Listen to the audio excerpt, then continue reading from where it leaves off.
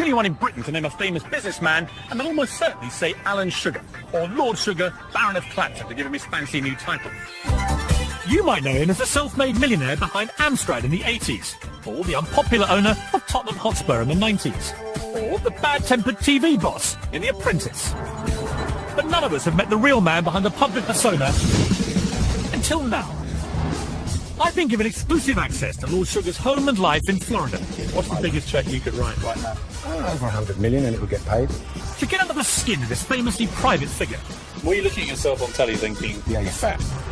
And I'll be taking him back to his childhood stomping ground to see how it shaped the man that he is today. did he ever strike you as clever as a little boy? Or? Oh, no.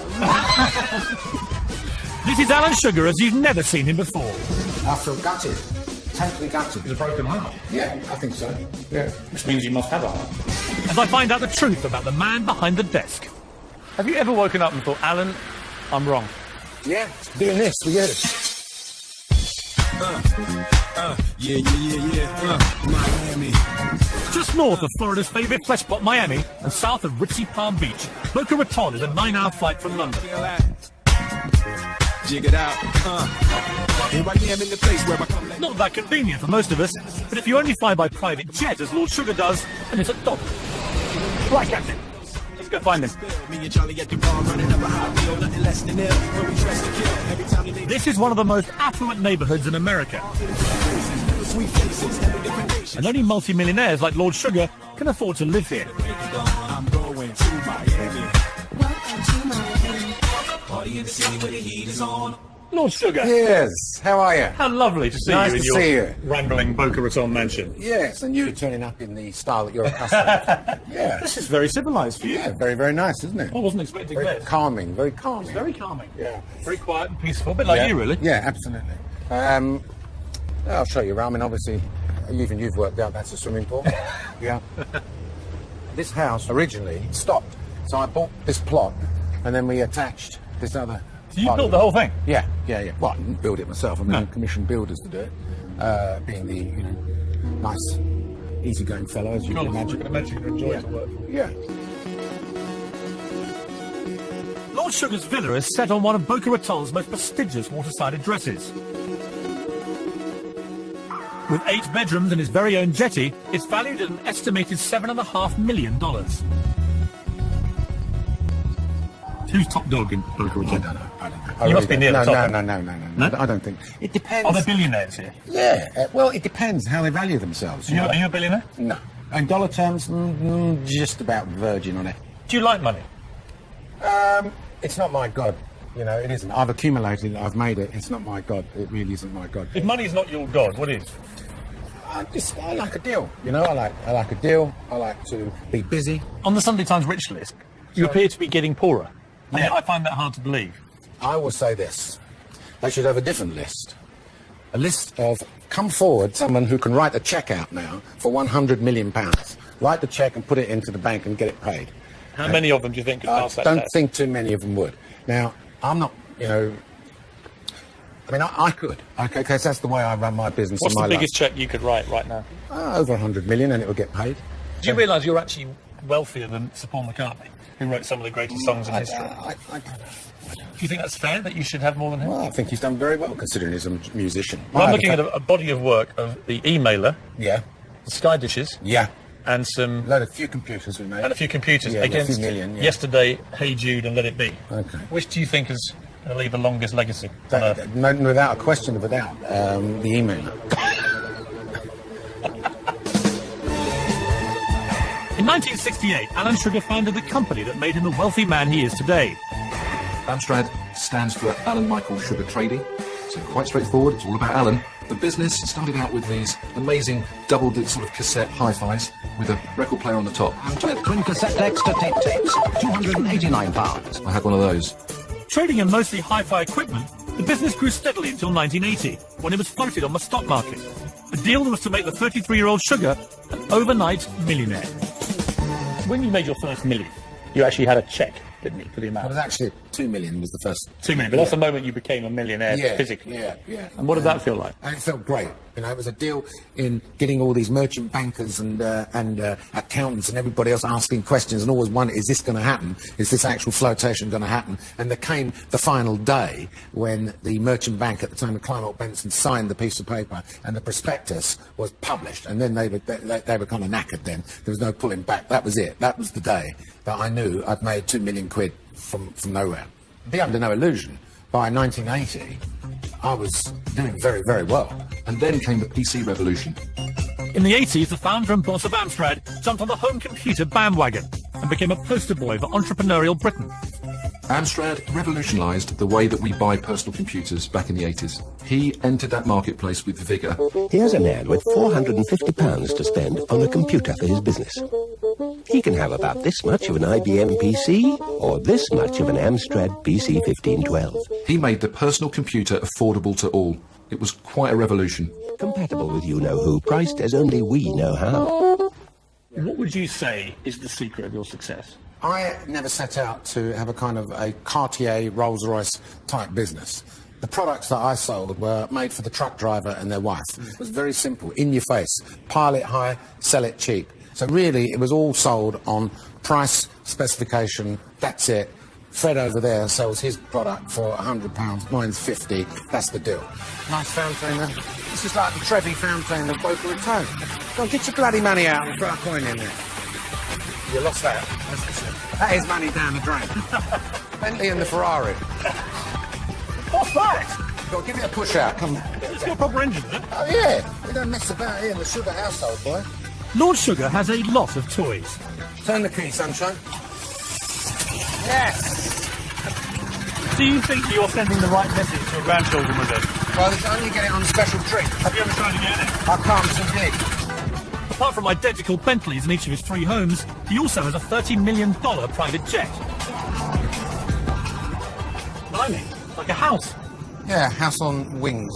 Over here we've got a bar, satellite phone over here. We control the temperature of the cabin. You've got these screens over there where you can play DVDs on if you want to. Kind of like my sole luxury, really. I won't go through a main airport, see. You get on my nerves. So you're prepared to pay over $30 million just to avoid the mundanity of an airport? Yeah. Yeah, basically.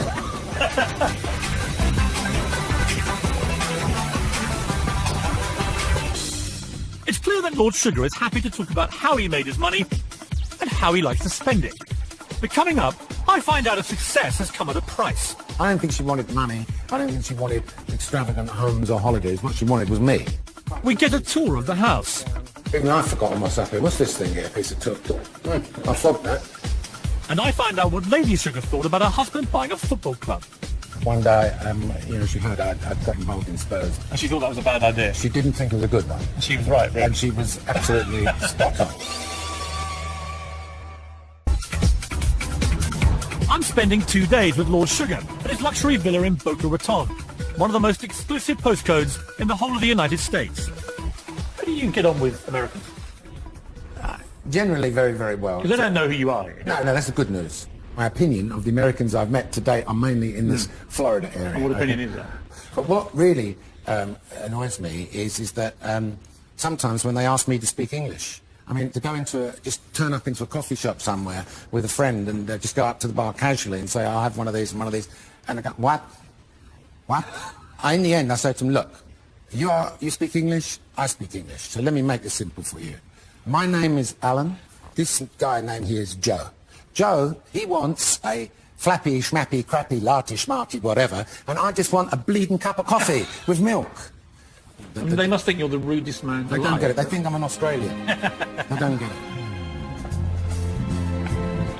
Now, I heard a great story about your last residence in Boca Raton. Yeah.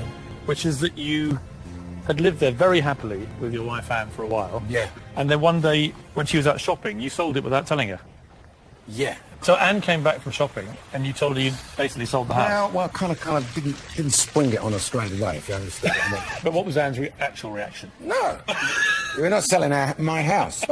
You've got to understand how we ended up buying that house, first of all. Well, we used to come here in the early 80s with all the family at Christmas time. I went on.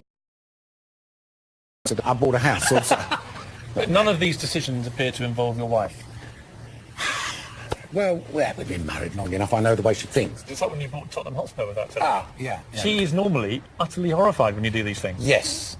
But you see, the thing is, the good thing about my dear lady wife is that she's never, ever interfered in my business dealings, you see. So houses, I take your point. You know, Well, she lives in the house. I know, houses. I take your point. I should have consulted and things like that. But as far as business is concerned, she's never really poked her nose into it until one day, she heard I'd got involved in Spurs. Yeah. And she thought that was a bad idea. She didn't think it was a good one. And she was right, really. And she was absolutely spot on. The 10-year Tottenham era was hard for Alan Sugar and really can only be described as a failure. He wasn't made for that sort of culture. In 1991, having built a fearsome reputation as one of the most shrewd businessmen in the country, Alan Sugar decided to save a crumbling Tottenham Hotspur, a team his family had supported all their lives. He wrote off the club's £11 million debt, and with manager Terry Venables, set about putting the team back on his feet. My first task, as far as I'm concerned, is to get the balance sheet into shape. He tried to project his businessman's knowledge onto the game, and it just doesn't work like that. If the team was winning, the manager gets a round of applause, and when the team's losing, the chairman gets kicked around. And I said to him once, the best you'll ever get is when nobody's shouting at you. But a series of unpopular decisions, like firing the revered Venables, earned Sugar and his family the undisguised ire of the club's supporters. He got rid of Terry Venables and everyone hated him for it. And once it gets to the point where it's interfering with your family, and my Auntie Anne did get really unnecessary flack for that. It's so unnecessary that's it. Shut it down. It's over. Sugar may have written the whole football experience off as a mistake, but it did tarnish his public image. How important to you is your reputation? Very important. Of credibility and being honest and straightforward. Very, very important. I would say it ranks very, very, very, very high. You know, I've done some silly things. I've said some silly things in my time in the football days. That's self-inflicted, if you understand what I mean. And if you were being really critical of yourself for a moment, what would you say are your worst qualities? Losing my temper and flying off the handle. There are occasions when, in the football world, my temper sometimes gets ahead of me and made some silly statements, and I might have said a few things that perhaps in hindsight weren't clever things to say.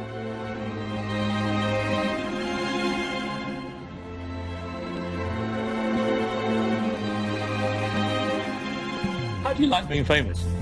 If we go back to the football days, and I was out in the street, you would get someone say, "Oi, Sugar, you, blah, blah, blah, blah, get your blah, blah, blah out and spend some money." Something endearing like that. Yes. But now it's a warmer reaction. Now it's a more warmer reaction. The youngsters who are kind of fascinated with me, and you get very, very polite ones. "Excuse me, Sir Alan, would you mind having a picture taken, this, that, I love your show, blah, blah, blah," and all that stuff. And the other funny side of things is the women between the age of 45 to 50, who, if I'm at a function somewhere, they will come up and their husbands are kind of lurking in the background, gritting their teeth, like this, while the woman is saying something like, "I really love your programme, my daughters, my sons, we sit down and watch it." Do you think you've become a bit of a sex symbol? No, I knew you were going to say that. That's you, I said. Well, a certain type of woman. You're compared to you. Very attractive. Let's face it, I'm 63 years old, and those times have gone. Well, they were never there, really. Is your private lifted? Alan Sugar's current lifestyle couldn't be more different than where he came from. The youngest of three, he was born in 1947 in London's East End. Money was in short supply, and providing for the Sugar household was a constant struggle for his parents. Did you feel in any way neglected as a kid? No, not at all. I was a loner because I didn't have a younger brother or a sister a year older than me. I was the 12-year gap, you see, between my twin brothers and sisters. So it was that 12-year gap, which, obviously there was a bit of a mistake, maybe as a result of the euphoric night out post-war, and I'll say it before you do. So I came as a bit of a surprise. Did either of your parents ever tell you that they loved you? No, I can't remember that. No, I can't remember that. No. Have you said it to your kids? Of course I do, all the time. Of course I did, all the time. You do it. It's kind of day-to-day thing, don't you? Do you think? Did you miss it? Did it have an effect on you? I didn't notice it. Didn't know no different. You wouldn't know any different, would you? Really? It didn't show their feelings very much. No, they were cold. Yeah, I think they were cold. And people say that I maybe take after them a little bit, you know. I'm not a very huggy, emotional, kissy person, you know. So it was cold. And I don't know where that comes back from, maybe. Maybe it goes back from where they came. I don't know. Or their parents, or how they were treated when they were younger. Alan's father, Nathan Sugar, died in 1987, and in 1994, after a period of declining health, his mother Faye also passed away. I would admit now that as a young man, perhaps, I was selfish. When my dad died, my mum lived on for another 7 or 8 years, and, you know, she was in her flat, in her house, and I reflected with guilt that I didn't have her round every other day, or didn't give her my time. I don't think she wanted money. I don't think she wanted extravagant homes or holidays. What she wanted was me. Yeah, and that I didn't give. I didn't give me. Do you regret that? Yeah, I do regret it. And Anne often says to me, stop moaning to me. You know, even when she was still alive, I had that guilt while she was still alive. And she was like, don't moan to me about it. Get up and do something about it. You know, it's your mother. Get up and do something about it. And what stopped you? Selfishness. And, you know, I will do it tomorrow. But, oh, no, hold on. I've got to go to work. I've got to do this. I've got to do that. I'm tired tonight, blah, blah, blah. And this weekend, selfishness, really, I suppose. Wow, this is your dining room. This is a dining room, yes. It's very perceptive of you. Yes. What are these? These are... What are they? I don't know. They're statues. What do you think they are? Well, naked women. Yeah. I think I'd expect to find in Elton John's house. I think that, you know, they're very good ornaments. Dog. Yeah. Doesn't look very like you. Yeah. Yeah. It's got the expression. Yeah. It's got a good expression on his face. Miserable, grumpy. Yeah, I like him. I saw him in a furniture shop. That's a picture of you and the Queen. Yeah. You've got another one like that in the other room. Have I? I think you told me that when you found out you were being made a peer, you actually shed a tear. Yeah, I did. I did, because I was thinking my mum and dad, you know, and what they would be thinking. Look, if you like, I know that you like to make people cry, so I brought these out. I can actually put some, if you want me to put some tears on here, I can do that for you. It's, you know, I'm very accommodating. Very fun. Would you like me to do that? No. Yeah, so this is my office where, you know, I'm in contact 24/7. There's a third picture of you and the Queen over there. Is there?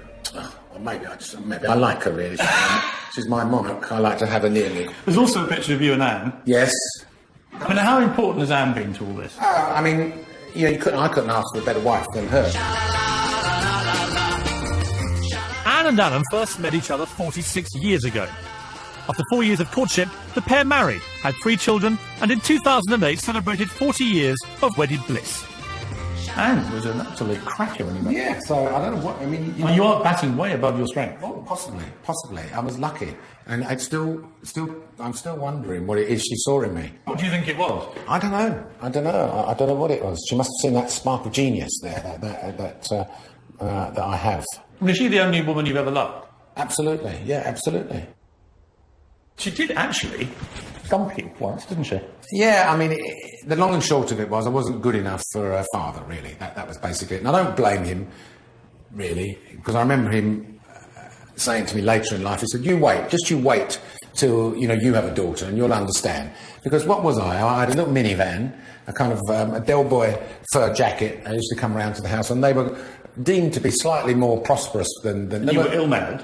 Ill-mannered, most probably. Spoke a little bit with a Cockney accent and saying my throat hurts. You were a bit of rough, really. Yeah, maybe. And so he kind of, I think he put a bit of pressure on her. So much so that I got a Dear John letter one day. Dear Alan. Well, it's called a Dear generic. This one became Dear Alan. Yes, it did. Yes, it became Dear Alan. And what did it say? It just said, look, you know, I don't want to get too serious. Blah blah blah blah blah blah. Anyway, it was like, that's it. How long had you been together? 8, 9 months, I don't know, 6 months or so. Yeah. How did you feel? I felt gutted. Totally gutted. It was a broken heart? Yeah, I think so. Yeah. Which means you must have a heart. Well, look, you know, biologically I obviously have got one, otherwise we wouldn't be standing talking today. Coming up, I find out how Lord Sugar feels about being one of the biggest names on TV. Do you think TV makes you better? I had these taken off because they were drooping over here. And over dinner, I get to ask Lady Sugar about her husband's public image. No, it's definitely not Bill Allen. It's much softer and kinder.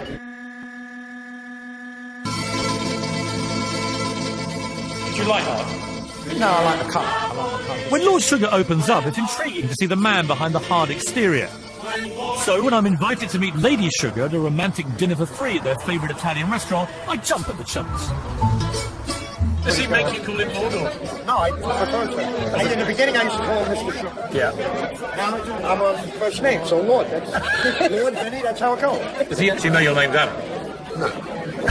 He thinks my first name is Lord. What was it that attracted you to him? It was different, very funny. And Do you know what you are killing him tonight? What, with Vinny and you, he has had a wasted journey coming all the way out here. He wants smut. All I want is the truth. No, And if that's the truth, I just have to accept it. Though I would say he has got some character failings, I'd argue. I mean, he can be very blunt, rude even. he's, whatever he feels, he'll just come out and say, oh He yeah. can be very rude. Does that ever embarrass you or not? People think, oh, Alan. Oh yeah, sometimes, yeah. I think he's quite scared of you in reality. I think ever since the Dear Alan letter, he's lived in terror of getting another one. Because whenever I've asked him, like, when you bought that house, Alan, without telling Anne, or when you bought Tottenham Hotspur, or when you sold your house here, when you told Anne the news, how did she take it? And the answer is always not very well. I wasn't happy. When he goes off and does these things, Yeah. you must be furious, huh? I am at the time, but in the end, it always works out for the best. It's worked out all right. So you've learned to kind of trust his... Yeah, apart from Spurs. Spurs, yeah. Was that hard for the family, Spurs? Horrible, terrible. Because of the abuse that came with you owning the club? Yeah, and all Alan had was aggravation. We saw him in terrible mess over it all. And it was all for nothing. It's horrible.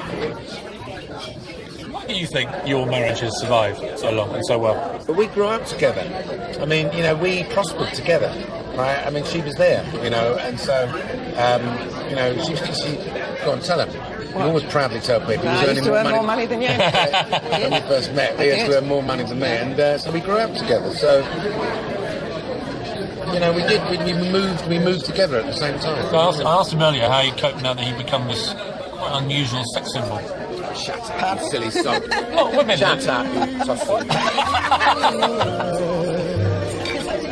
When Lord Sugar leaves the table for a quick chat to Vinny, it's my chance to corner Lady Sugar.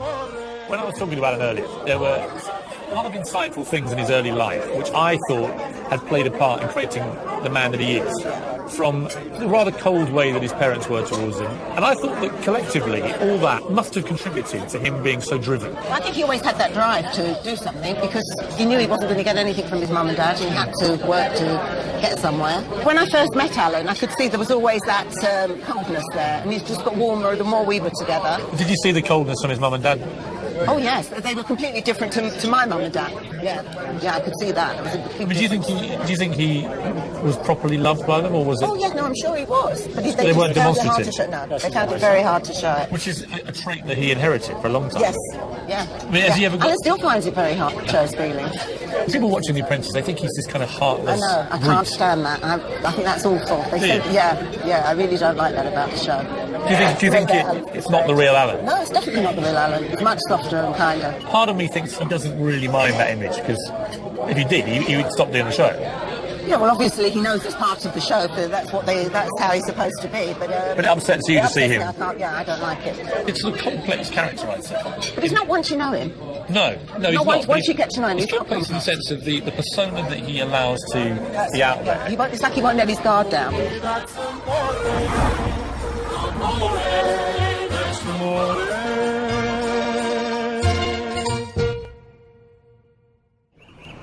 Early next morning found me back at the mansion for a tour of the estate. But first Lord Sugar wanted to give me a damn good thrashing. Ah, excellent. Look at that. Right, come on then, Lord Sugar. There you go then. You ready for Mel St. Morgan? Yeah. I don't know how to play this game properly. That is already apparent. Oh, look at that shot. I do hope you caught that. Look at that. Did you get that, boys? You thought you were going to whoop my ass, didn't you? You've been missing the balls. They won't show that. They will. What they won't show is any of your winners. Okay. Ooh! Oh, I'm lucky. I'll tell you how good I am, didn't I? Watch it. So you just try and hit me? Yeah. Oh, keep your eye on the ball, kids. Keep your eye on the ball. Watch this, Grandad. You thought you had a mug here, didn't you? And he still can't do it. Unlucky. My humiliation complete, it was time to see the rest of the house. Very nice. Yeah, it's a nice vaulted ceiling, yeah? It's quite good views out there, you can look down. You want to come up here? The shelves in Lord Sugar's house don't have many books on them. Even I forgot them or something. What's this thing here? A piece of took. I fogged that. And for an ex-hi-fi boss, there's a surprising lack of audio equipment. There are, however, a lot of very big televisions. In pretty much every room. If you don't listen to music or read books, what do you do? Watch telly. I watch a lot of television. What do you like? I like Law and Order. Fantastic stuff. I've got this PVR here. I set the PVR up when we leave. I put it on Series Link, and it records, 100 of them when I'm in my element, literally banging them out one after the other. Do you like watching yourself on telly? No, not really. I do, obviously, privately, when I'm editing or looking at the edits and looking at the cuts, I like to see how I come across. You don't sit here and re-watch great Alan Sugar moments? No, not yet, mate. Not yet. Maybe when I'm about, please God, when I'm pleased, if I'm allowed to live to about 80 odd, I'll sit as a little old man looking at, I was once on there on television, In 2004, TV began hunting for the British Donald Trump to front the UK version of the business reality show, The Apprentice. And Alan Sugar's life was about to change forever. There were a lot more current candidates, Philip Green, Stelios, from EasyJet and so forth. And in some ways, of course, he wasn't as current as they were. Right? But after a day with the production team, they knew they had the guy, not only that had the talent, but had the absolute passion for the task. When I saw the first show, I loved it. And who better to front it than my uncle? Everything that he does is completely natural. It's who he is, how he is, what he believes in, what he says is what he means. And that's why when he walks into the boardroom, you can hear a pin drop. The series was a huge success, and Alan Sugar became a star. You're a lightweight. You're fine. With The Apprentice now in its 6th series, I wanted to find out whether being on TV had anything to do with his newfound interest in road cycling and keeping fit. Right, here we are then, Piers. Right, here we are. We're It's an going- engine room, is it?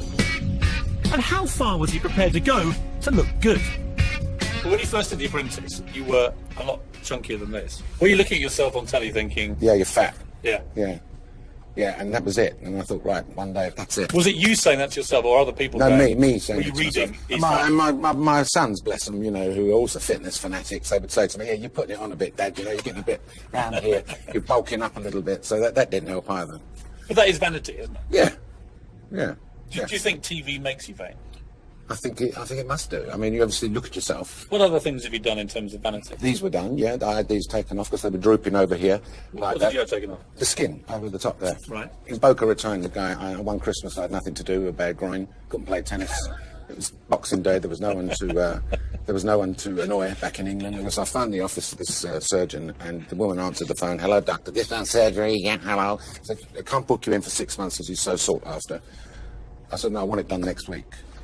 And they said, well, I can't do that. I said, well, look, just write this down, Sir Alan Sugar, have you got a computer, young lady? She said, yes. Put it into Google, right, and see if you can fit me a little bit earlier. So I pulled a marker there. I feel ashamed. What happened, Jim? She rang back 2 minutes later saying, You were booked in. Dr. Fiegel will see you tomorrow, sir. But you see, some people will be looking at this shocked that you, Lord Sugar, has had plastic surgery to improve his looks. Well, I'm not ashamed to say it. I mean, that's all I have done, and I won't do anything else. See, the beauty is here, Piers, is that you're talking as a young, virile man, Yeah. and in about 5 years' time, you will be going through the whole lot. You will have the whole lot done, because when it comes to vanity, it's all about the pot calling the kettle black. These medals here, these are stuff. To wrap up my time with Lord Sugar in Florida, I was to join him on a farewell bike ride on a ridiculously expensive bike. Look at this bike I've laid on for you. Right. This is the bee's knees, boy. How much are these things? This is about, I don't know, $14,000, this thing. What? Yeah. You can buy a car for that? Yeah. Get on the bloody bike. Right, so and talk me stop through this. talking. What do I do? Which side do you dress? Sorry. Which side are your cobblers laid, in other words? So what you're gonna do is you're gonna kick your heels back here. Yeah. You're gonna stick the stick down. You're gonna move the boys around a little bit. Move the boys around. Yeah. Well, he hasn't got me. Come on. The boys are moving. Going on. on. Easy, Tiger. Is that all right? Is that good? Right. So you got my measurements. All right. Let's have you hop on aboard. This is Then you're heaven gonna go watching into this. a more. Come on, get on, shut up. Ah, no, it looks the business. Look at that. He's knackered already. Practicing. Say your Lance Armstrong pose. Well, it's the moment when Lord Sugar goes. After the break, Lord Sugar stirs me, gets in my face, Morning. and takes me for a ride. Come on, Piers. I'm with you, all right. And back at his old Hackney primary school, reveals a different side. He's still crying. You want the serious answer? I'll give you the answer. Lord Sugar has invited me to join him for a bike ride. But first, he wants to prepare me for the Florida heat. It's 85 degrees, so I'm going to make a power drink now. Florida orange juice. Cranberry, yeah. Final ingredient is some salt. What? What do you need salt for? You'll be sweating out much more than that on this ride. No, you blame. So, one more thing. Turn around. Yeah, what's the... Wait. I'm going to do your neck. You're going to burn. You're going to burn out there. What is that? Come on. I've got to look after you. Close your eyes. Tight. Good. Is that mosquito spray? Oh, yeah. What's done? Just get a bit off. Get out. Come on. What are you waiting for? Just be careful. You be careful, Grandpa. Don't mind about me, son. Come on. He's too frightened. Lord Sugar regularly cycles 60 miles a day. Is that all you got? You could do better than that, son. And has managed to lose more than 2 stone in the process. Is that all you got, Morgan? Come on. Very good. 20 miles an hour. How many times have you fallen off? Me? About 4 or 5 times. Badly? The last time was a bad one, yeah. What happened? I hurt my leg and cracked my helmet in half. Really? But I'm not sure he really ever stops working, even while he's on the bike. I have practiced my House of Lords maiden speech whilst riding along here. Really? Yeah, because you're not supposed to read it from paper. Yeah. You're supposed to stand up like a statesman and say it. So this is a good opportunity of doing it. In 2000, Alan Sugar became Sir Alan. And in 2009, the former East End wheeler dealer, the bin of rough, who wasn't good enough for his father-in-law, took his place in the House of Lords. I've heard the stories that my papa didn't approve of my uncle, which is brilliant, just priceless. My papa was a real old-fashioned East End Jewish grandpa to me, and he would just kind of say, yeah, Alan's a lord. Can you believe it? You know, it's all that kind of, from such humble beginnings to go and become a lord. It's just incredible. So I guess Uncle Alan did quite well getting him on side. Yeah, that must have been quite a moment for them to see you as Lord Sugar. Would have been quite a hell of a Fantastic. thing. Anne's dad did see me before he passed away, as did my brother-in-law, who passed away also recently. In fact, they were kind of both bound to wheelchairs at the time, but they were in the foyer where I walked through to go in with all the gear on and all that type of stuff. And I reckon that Anne's father, he said to me, he called out good luck. But I'm sure I detected a kind of look in his eye as if to say, He's finally done it. Yeah, all right, good enough. You've made your point. You're good enough for my dogs now. Morning. Come on, Piers. I'm with you, all right. Move along. There's not really room for both of us, is there? There is. Come on. Not with that lamppost. Get over there. My time at Lord Sugar in Florida is coming to an end. Ready for the next 10 miles? Don't you worry about me, mate. You're not even expensive to British. But I still want to know more about his upbringing, his family, and what the young Alan Sugar was like. I'm certain there's more to learn. So he's agreed to meet me again, but this time it's back to the UK, to Clapton, in the London borough of Hackney. I'm taking Lord Sugar to the streets where he grew up, and to the very primary school he attended more than 50 years ago.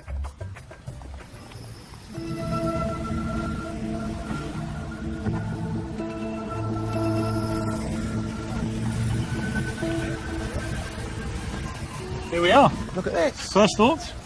Same. This playground is exactly the same. And this was the last playground that I can recall. See that gate over there? Yeah. My mum dropped me off as a kid, I suppose, the first time in school. And in playtime, I ran out the gate, hated it, crying my eyes out, and really? Ran all the way up there, all the way up that road there, all the way to the flats, which are just around the back there. Well, sobbing like a baby. Yeah, well, I was a baby. I was about five or 6 years old. Well, I like the idea of you weeping uncontrollably. Well, I was Scared absolutely scared the first time. I'd never been to school before, so my mum had dropped me off, left me here, and I hadn't grown up with many little kids, you know. You still cry a lot? Yeah, you know, when I read articles in the Daily Mail, they were the last people to make me Give me a cry. serious answer. Do you still cry? No, I don't. No. Never? No. Well, only, you want the serious answer? Yeah. I'll give you the answer. Give me the The answer. last time I cried was because of the Daily Mail. Alan Sugar's taken numerous organisations to court. But in 2001, in a victorious libel case against the Daily Mail, he broke down while on a witness stand. I'm interested in how somebody who's as emotional as you inside. I know you're very passionate, fiery, you take things personally, seriously. You get emotional about stuff, but you don't really let it out very often. You know, sometimes you can get very low and depressed and whatever with people, you know, letting you down or people saying bad things. You feel you snap yourself out of it. Really. I don't want to make you cry. I'm asking if you ever do cry. No. Because you'd be quite The inhuman. the last time was in a court case where I just broke down from a lot of pressure that had been put upon me. I mean, that was the last time I I took the think the court. viewers have been interested because so far I've established in my time with you that you cried when you ran out of the school. You cried when your wife Anne dumped you before you got married. Yeah. You cried in court with the Daily Mail. Yeah. And it's been a non-stop saga of blubbing. I would say over the course of 60 years to cry 3 times is not bad. I put that on an average of once every 20 odd years. After the break, I get to the bottom of what really sparked that entrepreneurial spirit. Anything to do with making money legally was of great interest. Did you ever stray on that line of legality? We revisit his childhood home. It was so cold in this room that if you had a glass of water by the side of your bed, the water would be frozen. And I find out just what kind of teenager he really was. Surprisingly, very quiet, wallflower type person, you know. You were? Yeah.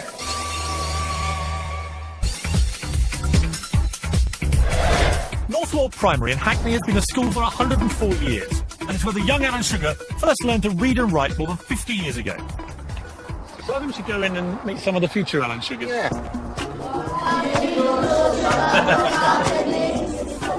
Yeah.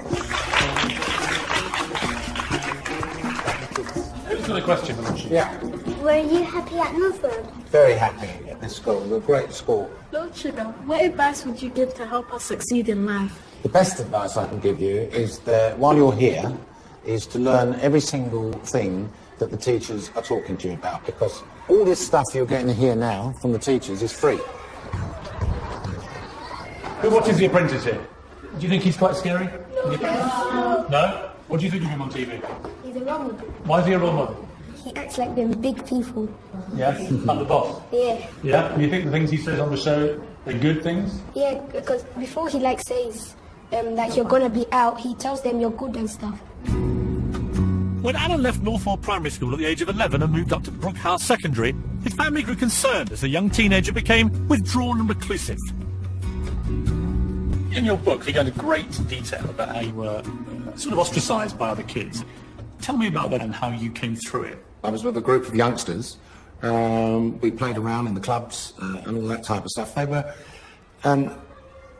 clearly from families which were somewhat better off than mine. Yeah, and I think it came to kind of a point which surrounded the 13-year-old celebration bar mitzvah thing, and maybe dawned upon them then that because I didn't have, or wasn't going to have, or they weren't invited to some glamorous kind of party, which perhaps they were accustomed to in their families, and they didn't actually believe that I didn't have one and just had some little gathering in the flat, and they just went off, left, said, you're not my friend anymore, for that bizarre reason. I didn't do anything.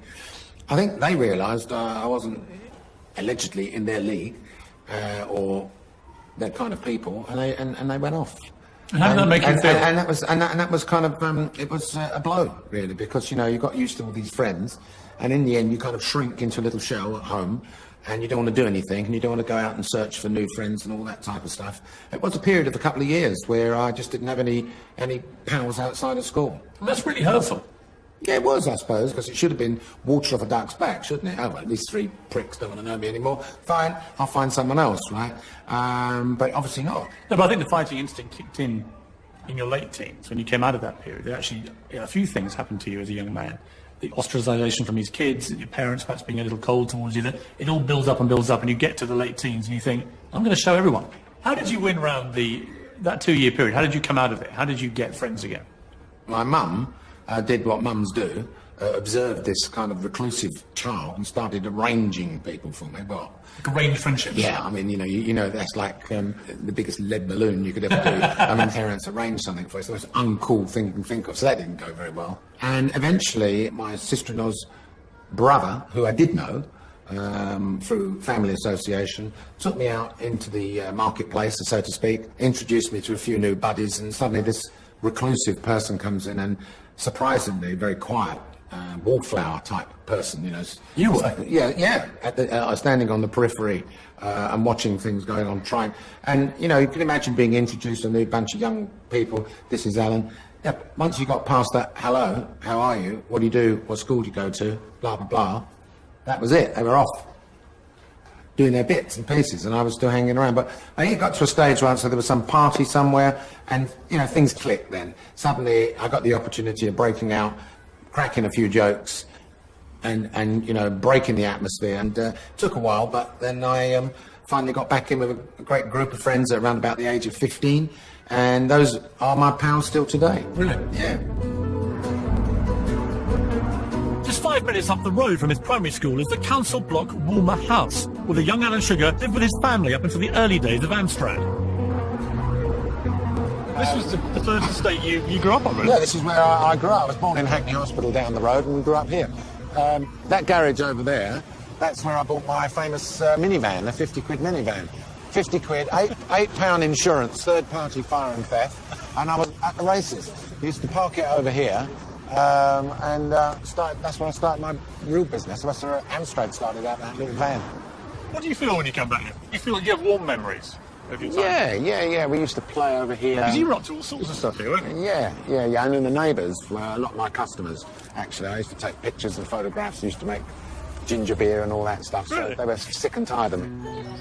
June Barker, now a sprightly 81 years old, was one of those neighbours, and she still lives in the area. 1935. These opened. That's when I moved in. I lived on the first floor. And what was he like as a little boy? Cheeky little boy. Was he? With blonde hair. Curly hair. That's curly blonde hair, really? Was he always as rude when he was A young? little bit cheeky. Was he? Quite brusque. Quite a was he? bit cheeky, yeah. Are you proud of him? Yes, very. I just think, coming from here like I did, I'm still here, where you are. Yeah. When you saw Alan becoming more and more successful, what was going through your mind? Well, just how clever he was.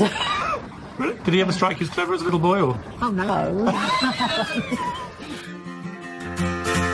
You were the estate entrepreneur, even in your young teens, weren't you? As a youngster, I would trade with this rag and bone man just round the corner there. Because there was a lot of garment factories, little factories around the back doubles here. We used to have all these remnants of cloth and things like that. So I'd take sacks of them, get an old pram, and sacks of them, and sell them to him over there. And he legged me over once because he had a price for wool. And he told me that what I bought him wasn't wool, so he screwed me on the price. I went back and checked with the actual factory owner, because he used to clean his car also, and he said it is wool, and I had a row with him, and anyway, he threw me out, gave me another shilling and threw me out. I'm trying to get inside your head as a young teenage entrepreneur. What was the buzz? Was it making a bit of pocket? I was going to ask you. I mean, was money the motivating well, thing? Well, it was. We never had any money, so anything to do with making money legally was of great interest. Did you ever stray on that line of legality? No. I mean, one good thing about those days was that you heard about kids in the block here that did stray, as you put it, and ended up in a place called Borstal, and that was a really frightening, prospect. And so that's what kept youngsters of my age on the straight and narrow. How poor were you as a family relative to other people on the estate? I think we were of the lowest, poorest, if you like. But I mean, look, don't get me wrong. We weren't on the kind of bread line. There must have been poorer people. But my father used to work in a garment factory. It was very tough in those days. There was no job security. You just got told on Friday, sometimes even Thursday, don't come in tomorrow. Was that stressful for your dad? Yeah. He was a very, very big worrier and never wanted to risk or do anything risky, so to speak. So you have been a risk taker. So where did you get that from? If it wasn't from your parents, where did it come from? I didn't have a family or children to worry about. All I was doing was making a few quid so as I could run with the house and hounds as far as a youngster was concerned. Well, this is new. So the only thing that's new here is the lifts. Here we are. Now look, it's number 13 at the moment. So that is your old home? That is it. And I remember my sisters and brothers sometimes, they used to pick me up as a kid and put my legs over here and they would hold me like this. Really? That sounds absolutely outrageous. I think it's a bit dangerous when you come to think about it now. So this is it? Well, this is it, apart from the number 13. What I mean, number was it? we used to be number 16. Really? Yeah. First impressions? It's exactly the same. But this is the kitchen now, obviously. And it was our kitchen, but it is amazing how small it is, really. I can't believe it. Up here. Yeah. Up here. This was my bedroom here. This one. This was my bedroom. Is that how you remember it? Certainly not, no. Over here used to be a fireplace. And there'd be sometimes in the winter where it was so cold in this room that if you had a glass of water by the side of your bed, which my bed used to run this way, the glass would be frozen. The water would be frozen. You were freezing in the winter here. Yeah, but, you know, you just dressed up warm, going to bed, you're lucky you had a bed. And, but there'd be icicles on the window. Now, over here, this was my darkroom here. This photographic empire, what were you actually doing? Well, first of all, I had to black out that window there with some towels or a bit of some old cloth, stop the light coming in. My dad used to have his sewing machine around about here. He had a sewing machine there, so that was really his workroom. And there was a little bench here. And on there, I had my enlarger and duplicate and things to develop films and make. And who were you pictures. doing it for? Well, for anybody who wanted to pay. I was taking pictures of the grandchildren of the neighbours along here. And of course, once you've got a grandmother and you show her proof of a picture with the word proof on it, written on it with a biro pen, she wanted the picture, wanted to know what have a written proof on it, because that is, I'll make you a real one. And it's 2 shillings, 1 and 6, and they would part with their dosh. Oh, you're quite shameless, really. Not really, no. It's entrepreneurial, I think. Absolutely, and many of them, I get letters these days from people saying, I've still got that picture you've taken of mine, they're now 27 years old, and they've got that rubber stamp of you on the back, they're photographed by Alan Sugar, Upper Clapton, 7875, that's the phone number. You still remember the number? Yeah. So you're very early teens and you're running a photographic empire. Yeah. You've got your wood empire. No, that was younger then. Let's get it in the right pecking order. I would say cleaning cars, right, wood, and also the scraps of material. To the rag and bone. To the rag and bone. How old were you for that? That round about that era. But you see, 10 years old, that's ridiculous. 10 or 11 years old. 10 or 11 years. See, what's really fascinating to me, I think, looking at your early life, is that whereas most kids, when they were 11, 12, 13, would be dreaming of being astronauts and footballers, you have an entire portfolio of jobs going on. I had 3 children, and they never saw the kind of, poverty, I suppose, let's use that word, that actually forced me to recognise that my mum and dad, bless them, could not give me all of the iPods and the Nike shoes and of those day and ages that I wanted. You wanted this stuff, and the only way to get it was to be entrepreneurial. Yeah, I mean, if I wanted a bike, there was no point asking mum and dad for a bike. It was not because they didn't want to give me a bike, it was they couldn't afford to. So I built one, or I bought bits and pieces to build them, and all that stuff, When you look back on how you've behaved, professionally and personally, in your life, are there things you feel guilty about? Things you would do differently? Professionally, no. I think I've been very professional. I don't think I've done anything which one could be considered to be dirty dealing or tricky or slimy or anything like that. I think going back to my very, very first factory that I owned, there was an incident there once where someone started on what was then a 16-year-old black kid who was on the production line. He was fantastic. He had so much enthusiasm, this kid. So much enthusiasm to want to learn about electronics. And there was this horrible, nasty, racist manager that I had at the time there that screamed at him to such an extent that he fired him there and then on the spot. Now, why I feel guilty about that era is that money at the time, which was my motivation, should have taken second place, and I should have got hold of that manager and kicked his ass straight out the building. Where I have nightmares over is the fact is that young kid who's now must be 50 years old now. But at the time, the motivation was that this particular manager was an engineer, technologist, and the whole of the factory ran around him. So you put the business before principle, and you wish you had. There were 20 people working in the factory, including my father and all that stuff. And this bloke was the kind of catalyst. He was the heart of what we produced. He made and produced. He was the engineer that tested things. Without him, I had nothing. We would have had to stop everything. But if you're being brutally honest, what you're saying is you put money and business before the terrible racism to the young. Yeah, on that particular, that's one of the things that sticks in my mind. And I got my revenge in the end, in the sense that, trust me, this fella was out when it suited me. What would you say to that young black boy who's obviously now 50? What would you say to him? Sorry. You know, I would love to, got hold of him now and said sorry, but I fear that he went off and must have thought this is just another typical white racist attack on an up-and-growing community in Dalston, it was at the time. Which it was. Yeah. I mean, that is what happened, wasn't it? Yeah. I've never, ever, since that day, allowed any form of that to happen anywhere in any of my companies. Hearing about Lord Sugar's Hackney years has been revealing. But how will he react to my take on what's really made him the man he is today? I would argue the running theme of your life has been that you've always been slightly on the outside. Outside of what?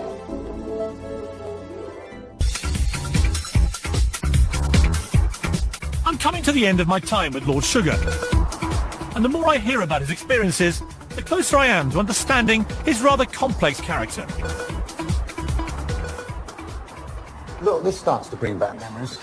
And here's the assembly hall. I mean, all the classes would line up here in a row. Your class here, that class here, and that class there, blah, blah, blah. Did they have this when you were here? What's that? In PSHE, I can give a compliment. Spoke about the importance of giving compliments and being positive to one another. No. You don't seem to have inherited that trait. No. Of course it is my hallmark now.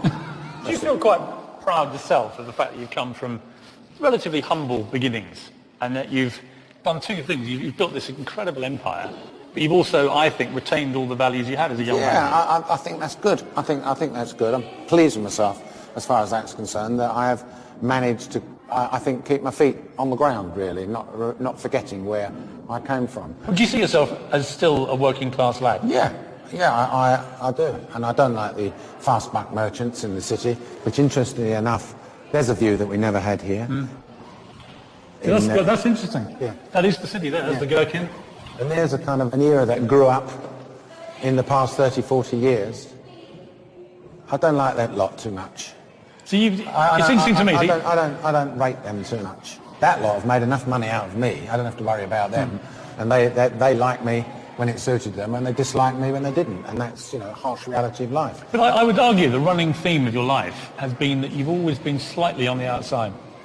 And that may have been one of the great driving forces behind your success. Outside of what? I mean, I think you have to define what the outside is. Outside of convention. When you went to your next school, you had a couple of years of being a bit of a loner there. You were ostracised by some of the kids. You've always been sort of outside of the city, despite being a top businessman. Even in football, you were never quite one of them. You're always slightly on the outside. There's a kind of running theme of the guy on the outside, and that may be what's been one of your great motivations. Yeah, I had lots of run-ins with the media as far as the football world is concerned, and never conformed to what they expected of someone should be in football, and therefore was labelled afterwards as someone being on the outside. Similarly, with this mob over there, if that's the type of place you think I'm an outsider in, I don't mind being an outsider, to be honest with you. How would you like to be remembered? I've often said to my children, listen, when you put my gravestone up, whatever you write on it, there's a little headline you should put on there. He had to do it himself. It's quite interesting. I mean, you did start business working for other people for a very short period of time, but very quickly seemed to realise you had to be the boss. The day that I started working for myself was a great moment in my life. Never. Wild horses, wouldn't get me back to working for someone again. Never in a million years. Never. That independence, that feeling of, self-preservation is fantastic. So hence, he had to do it himself in Roman script or whatever you want to call it. And they spell it right. But you feel like now in your life you need something new to keep you I think it's a very good analogy, considering one time chairman of a large public company, then of a football club, then the apprentice, then government advisor. What's next? What's going to come along next? So I'm just kind of hopeful that some opportunity comes my way, because I'm not the type to sit around smelling the roses, so to speak. Perhaps a course of psychology, psychiatry. I could do a bit of, how about AmPsych? That'd be a good company, wouldn't it? I could do discount. I could do your 30 seconds analogy for 39 I think quid. the whole idea of having therapy from you fills me with absolute Think about horror. it. Amsite, right? £39.99 for half an hour, £399 for say like a day. It's not a bad idea. No. Your only advice would have been the same, wouldn't it? What's that? Get over it. Yeah. You're quite right. Get over it, you stupid sod. Yeah. And talent show judge Piers Morgan will be back tomorrow night at 8 when he travels to Shanghai to meet the movers and shakers in a city which boasts 118,000 millionaires. Up next, it's our Clint Eastwood movie, Pale Rider.